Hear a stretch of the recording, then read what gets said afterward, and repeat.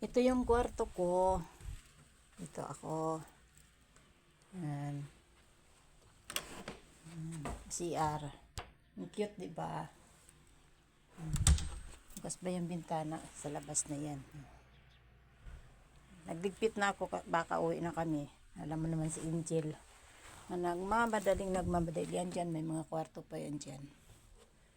Yan. Kwarto rin to. Buksan natin para makita. Yan. Kwarto din yan. May kwarto pa sa unahan. Isang van container to siya.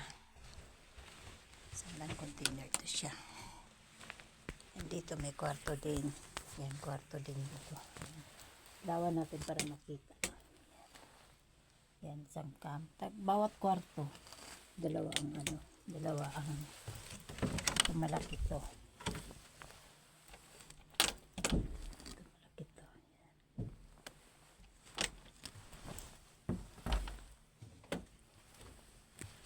Hello, good morning, Lilis. Yan, si Lilis yan. Tagaluto ng coffee, make coffee every day. From Kenya.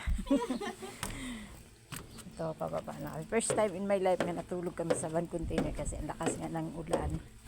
Diyan daw sila pinapatulog nga. Pagdating ko, diyan kami. Diyan kami lahat first time. Ito yung CR namin. Tapos yun yung kema. Basang-basa yan ng lakas ng ulan. Yan. Yan, may palaruan.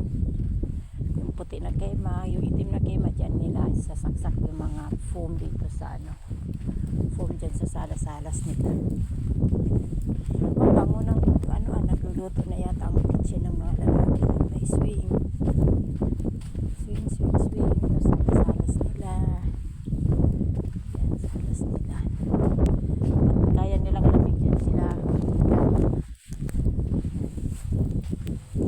Isang van container yan.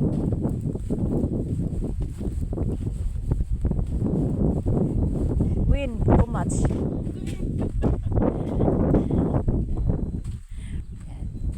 Ito stage siguro to nila. Baka magpapalabas sila dyan. Di pa yan nagamit eh.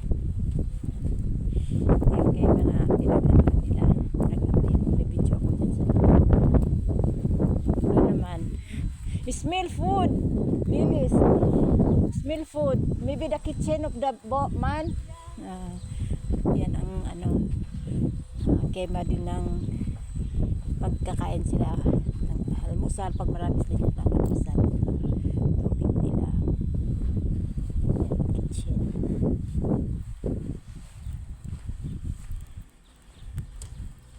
Yan ang kitchen nila sa sa coffee.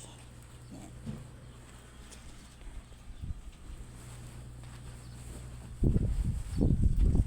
Ito, malapas na ito. Dito sa kabila, mga lalaki na yan dyan. Ito, hagdanan dun sa salas nila sa kabila. Yan, container na sa mga lalaki yan na Ikot na ako sa kusina ng food. Magtiti na ako. Magtiti. Malakas ang hangin ngayon. Mainit siya. Maaraw siya pero malakas ang hangin. Nung ilang araw nagkulimlim tapos umuulan. Ngayon naman malakas ang hangin.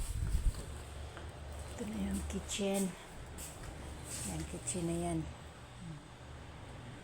Nagtimpla na ako ng green tea ko.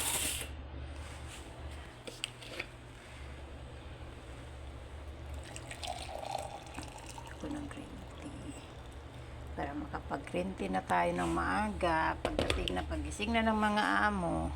Wala na, kuratsa na naman, nagkukuratsa na naman.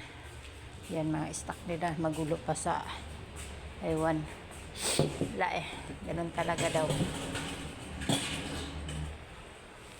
Sige, bye bye na, bye bye you.